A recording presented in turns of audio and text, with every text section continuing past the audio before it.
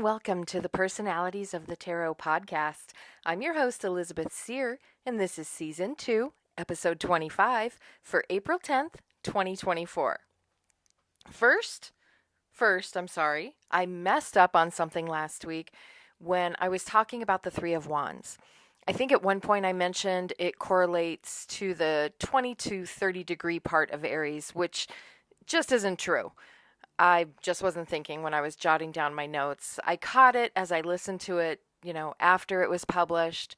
So here's my deepest apology to the astrologers out there. Three of Wands and mid-Aries are the 10 to 20 degree part of the 30 degree sign. Now that I've begged your forgiveness for my astrological transgressions, let's talk about how much our patience has been tested in this first week and a half or so of Mercury retrograde. Holy cannoli, it's been bonkers. Apps have been crashing. My own website suddenly showed a critical error when you went to the site. I mean, it's really been stressful. But at the same time, I've been kind of sailing through it, and I think it could be because of just my regimented way of life that I started to implement again a couple of weeks ago when we moved into Aries. I'm moving more, I'm eating better, just taking care of things in and around me and my personal space. I've been working with my roommates / my adult kids on meals and movement. So it's been nuts and testing my patience, but not so bad. And how about that eclipse energy? It certainly was transformative, at least for the $1.3 billion winning Powerball ticket holder in Oregon. I found out that quite a few conspiracy theorists were kind of losing their minds about an eclipse apocalypse. To me anyway, it seems like a very ancient way to view an eclipse. Some of the pictures that are coming out, though, are just phenomenal. Those pictures are an absolute sight to behold. I personally have felt a bit of transformation, and I'm kind of interested in knowing if you are too. Today I'm talking late Aries and the Four of Wands, along with the movement from the reign of the Queen of Wands to the Knight of Coins, or Pentacles. That energy takes us through the end of Aries and the first 2/3 of Taurus. So do that thing you do. Sit back and chill in your favorite space. Take a drive or pop in your headphones and go for a walk while we get into the energy that we're all working with here in mid-April. Even if you don't know an Aries or a Taurus, you can still pick up some tips on how to better ease through this period with some grace. Or maybe you just like the sound of my voice as you drift off to sleep, but then my loud interludes won't let you nap just yet.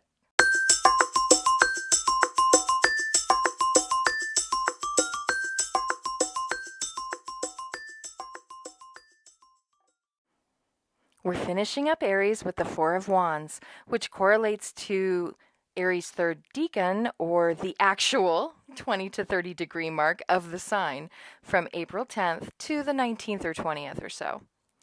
Now, when I'm reading cards for someone, the Four of Wands is all about reaching a milestone and celebrating an anniversary, a birthday, a ceremony, or an event of some sort. It's really an exciting time when we can break free from the bonds that bind us to situations, relationships, or attitudes which have run their course. Those born during this time of Aries are likely to experience achievement after effort and a job well done. That's not to say, don't get all upset, the rest of you out there. That's not to say that achievement doesn't happen for the other 11 signs. Of course it does. It just means that the Four of Wands personalities pay their hard-fought dues before they, really, really hard-fought dues, before they can enjoy the harmony and satisfaction which comes with a job well done. They should most definitely be proud of their accomplishments.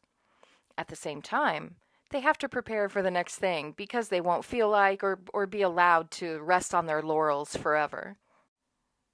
If they manifest their shadow side, the late Aries may reflect a lack of security or commitment. They need to ensure they're paying attention to their personal concerns and situations to avoid disharmony. Sometimes the need for achievement can have a difficult impact on those around them. So these Aries should they should put in the extra effort to keep centered during transitions.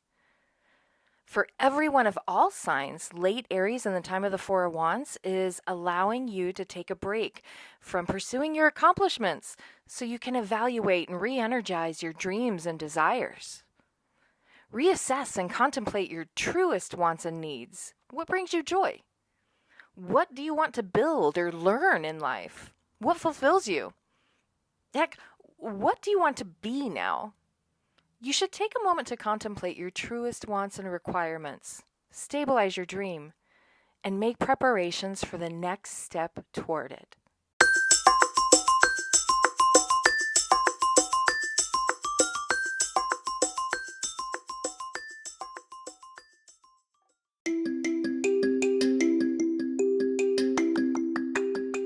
Just a reminder, I'm a highly rated tarot and psychic reader. I have 5 stars on Google, Fiverr, Groupon, Fresha, and I think even Yelp. If you're interested in getting a reading, but maybe you didn't know how to go about finding a psychic for you, check out my site at elizabethseer.com. I have posts about my work and personal experiences, and even something about psychic scammers who give us all a bad name. I have video meditations and links to a few products I created to help out if you're also spiritually curious, like me. You can only book a reading with me through my team at chickswithspiritualgifts.com or my personal site, elizabethseer.com.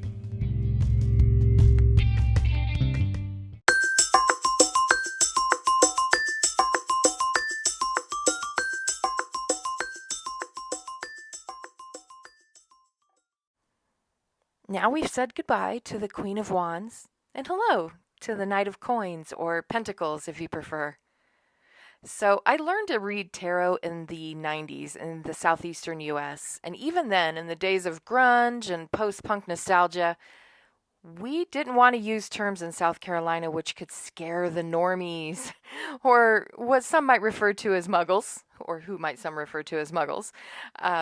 So pentacles became coins because pentacles was a scary word, and coins has just kind of stuck with me. The Knight of Coins rules roughly April 10th to May 10th. As a person, they are empathetic, practical, steady, reliable, determined, cautious, hardworking, and industrious. They have high hopes, and they will work really hard toward their goals, taking the time to do a good job while also empathizing with those less fortunate. Being pentacles and earthy, they usually have a love for animals and nature. And of course, you can't talk earthiness and pentacles and not discuss their quest for material gain, because they value comfort and security. They will work hard, and if they can see the results of this effort, they will give it their all. Of course, if they manifest their shadow side, the Knight of Coins can be stubborn, obsessive, materialistic, greedy, pessimistic, one-dimensional, and unadventurous.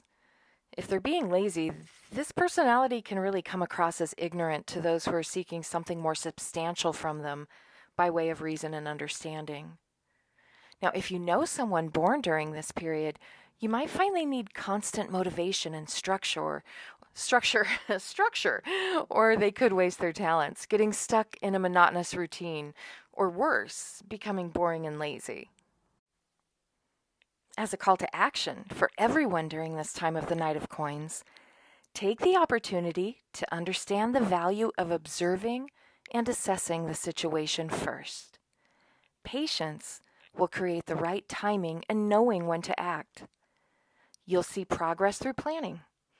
Make sure to honor your commitments, not only to others, but also commitments or goals that you've made for yourself. Knights are harbingers of change. And because this is the Knight of Coins, there could be an opportunity for change in your material or physical world, including something with work, money, home, school, and even your physical body, physical health. You could be making forward movement or taking steps toward movement to a better place in one or more of those areas. Take the time to assess the situation so you'll know when and where to act for the best outcome.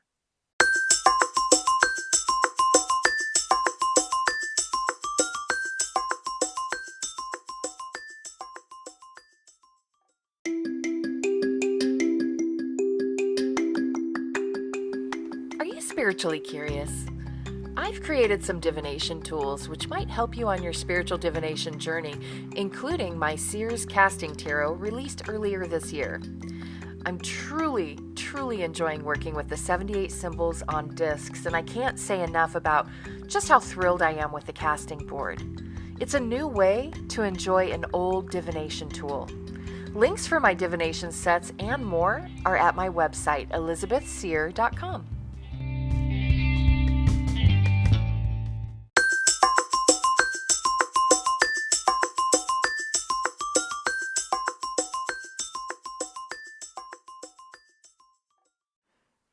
It's famous birthday time!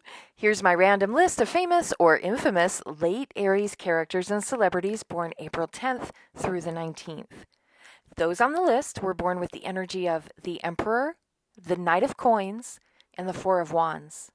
This gives them an earthiness and care for the physical to offset those fiery passions. As always, this list does not mean I agree or disagree with a person's words or life choices. It's simply to educate on the late Aries personality, giving you the opportunity to compare public personas with their tarot and astrological correlations, for bad or good. The third President of the United States, Thomas Jefferson. Kenneth Edmonds, also known as Babyface. By the way, he's 66. I cannot believe he's 66. We move on. David Harbour, Mandy Moore, Haley Joel Osment, the cool little kid from The Sixth Sense. He's 36. 36. We also have Daisy Ridley, Steven Seagal, Brian Setzer, the lead singer of the Stray Cats and the Brian Setzer Orchestra, because I love rockabilly. Rapper Q-Tip from A Tribe Called Quest. Joseph Pulitzer, Jennifer Esposito, Joss Stone.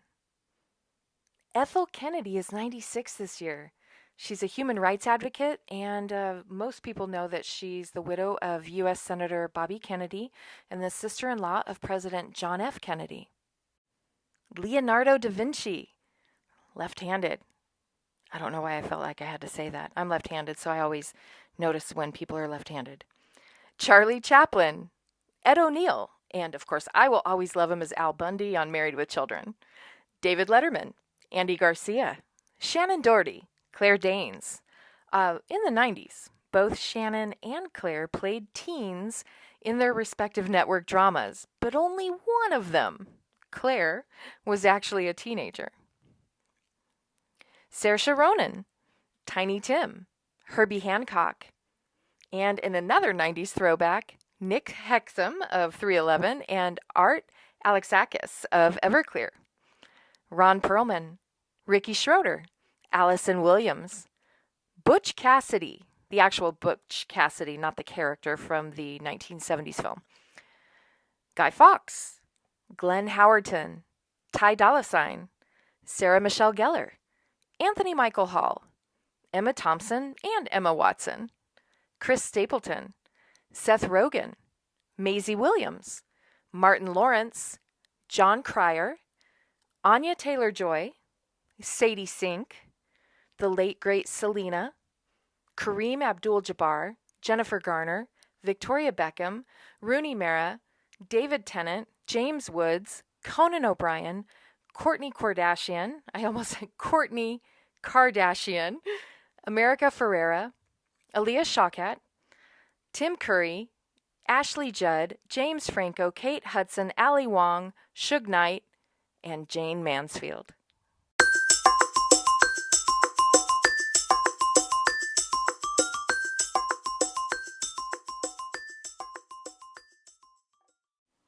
I'll be back around April 20th to usher in Taurus with you while I discuss the Five of Coins and the Hierophant, the time of the great teacher.